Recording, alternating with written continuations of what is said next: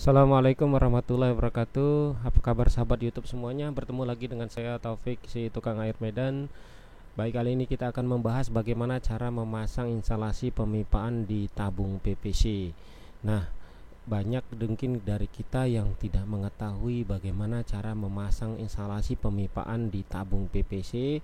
Dengan video singkat ini saya akan coba membantu Anda agar bisa merakit pemipaan di tabung PVC. Berapapun tabung PVC Anda 1, 2, dan 3, mungkin Anda bisa mengikuti pola instalasi pemipaan di sini. Jika Anda lihat, ini adalah instalasi pemipaannya. Nah, Anda bisa mengikuti jalur instalasi pemipaan yang saya buat di video ini. Juga saya berikan keterangan di samping dari papan modul demo dari video ini. Anda bisa mengikutinya proses bagaimana penyaringan, bagaimana pembuangan kotoran atas atau backwash, bagaimana pembuangan kotoran bawah atau pasrin, dan bagaimana cara membypass apabila ada kendala di tabung media, jadi langsung tanpa pakai saringan. Nah, juga apabila dalam pengerjaannya kita upayakan atau anjurkan ya Anda memasang pressure gauge untuk mengetahui tekanan di dalam tabung PVC ini, untuk mengetahui apakah penyaringan air sudah kotor atau tidak. Jadi dengan melihat dari tekanan yang nampak ya, jadi tekanannya tinggi berarti kotorannya sudah banyak, harus Anda backwash.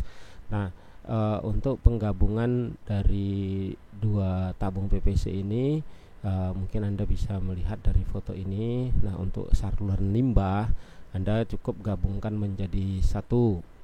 Nah, jenis pompa yang digunakan untuk dua tabung PVC ini tidak boleh terlalu besar ya. Nah, untuk output dari tabung, Anda mungkin bisa memasang 3 housing filter sebagai finishing akhir sebelum ke distribusi. Jadi dengan video singkat ini mudah-mudahan Anda sudah bisa memasang instalasi pemipaan di tabung PVC. Untuk lebih jelas mungkin Anda bisa nanti menghubungi saya untuk saya jelaskan bagaimana proses kerjanya. Nah, jika Anda lihat dari video ini adalah video animasi bagaimana tabung PVC dilihat secara transparan. Jika Anda lihat di sini secara jelas itu susunan tak isi medianya. Jadi tabung PVC itu rata-rata punya kapasitas sekitar 50 kilo. Nah, tergantung dari diameter dari tabungnya. Kalau 8 inci biasanya itu sekitar 50 kilo. Nah, Anda bisa mengisi dengan berbagai jenis isi media saring tergantung dengan situasi kondisi air baku yang Anda olah. Mungkin bisa Anda campurkan pasir, karbon, atau mungkin zeolit, mangan, atau ferrolite yang dikombinasikan. Nah, jika Anda ingin tahu bagaimana cara prosesnya di dalam kita pasang juga strainer. Strainer itu dipasang di atas. Ini bentuk strainernya.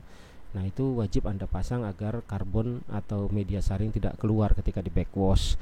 Nah, pemasangan strainer juga itu ada diletakkan di bawah tabung untuk proses penyaringan agar apabila ketika air disaring itu pasir media saring tidak keluar. Jadi Anda harus jeli dan wajib Anda pasang strainer itu. Nah, ini posisinya di bawah ini ya. Itu strainernya sama seperti di atas, tipikalnya model strainer jantung. Dan itu wajib Anda pasang watermore di input dan output dari tabung PVC tersebut. Nah, untuk media saring apa yang baik itu mungkin nanti kita bisa konsultasi dan kita bisa bantu. Mungkin Anda punya tabung PVC yang lama tidak digunakan kembali, untuk mengetahui apa isi media yang baik, Anda mungkin bisa menghubungi saya atau mungkin chat di WA saya apa media saring yang baik untuk mengaktifkan lagi tabung PVC Anda yang sudah lama tertidur. Oke. Nah, berikut ini adalah video animasinya. Silahkan Anda cermati pelan-pelan dan Anda ulangi jika Anda masih belum paham bagaimana cara menginstalasinya. Sederhana memang, karena cuman mengkombinasi beberapa stop keran, dan ini termasuk penyaringan konvensional ya, yang sudah banyak ditinggalkan karena sekarang udah ada tabung media yang sudah lebih baik proses kerjanya, yaitu tabung media FRV dengan kepala backwash atau kepalanya udah multivot ya, yang artinya untuk membackwash dan mempasrin isi tabung cukup dengan memutar handle dari kepala multivot. Tapi kadang-kadang penyaringan jenis ini juga masih banyak beredar di lapangan, terutama di depot-depot di pinggiran kota. Itu kadang-kadang punya keluhan ketika sudah direhab dan dipindahkan atau ada pipa yang patah. Banyak teknisi atau mungkin pemilik yang masih awam dalam pemipaan bingung bagaimana proses kerjanya. Mungkin dengan Anda melihat video saya sedikit bisa membuka wawasan Anda bagaimana cara pengoperasian tabung media PPC ini. Jadi cukup memutar handle dari valve yang memang terlihat banyak dan membingungkan, tapi sebetulnya sudah di blok-blok sesuai dengan kebutuhan dan fungsinya. Makanya saya beri warna itu, ada warna merah, biru, dan kuning. Jadi untuk memudahkan, dan saya ada berikan keterangan di papan modul. Nanti silakan Anda pause videonya dan Anda pelajari. Insyaallah instalasi ini saya buat sederhana mungkin dan segampang mungkin. Mungkin alurnya Anda akan paham bahwasannya air dari tangki disedot pompa masuk ke 2 tabung media, lalu di finishing akhirkan dengan 3 housing filter.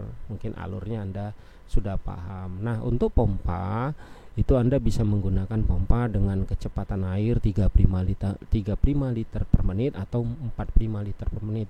Jangan memasang pompa yang terlalu besar untuk tabung PPC ini, apalagi jika dipasangnya cuma 1 tabung.